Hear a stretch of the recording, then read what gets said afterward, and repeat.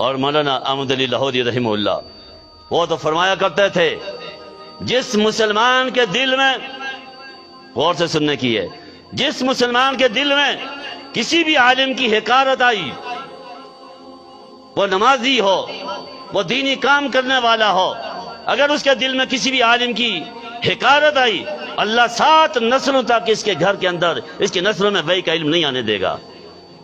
اور آپ دیکھ رہے ہوں گے کئی دین کا کام کرنے والے بھی، ان کی اولادیں گمراہ ہو رہی ہیں، چاہت کے باوجود بھی کوئی حافظ مولوی عالم نہیں بن رہا ہے۔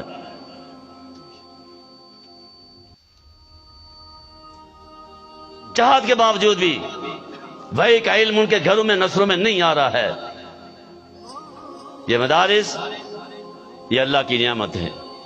ان مدارس کا قیام وہ اس لیے ہے تاکہ انسانی معاشرے کو ایمانی معاشرہ بنانے کی ضرورت کا علم دیا جائے۔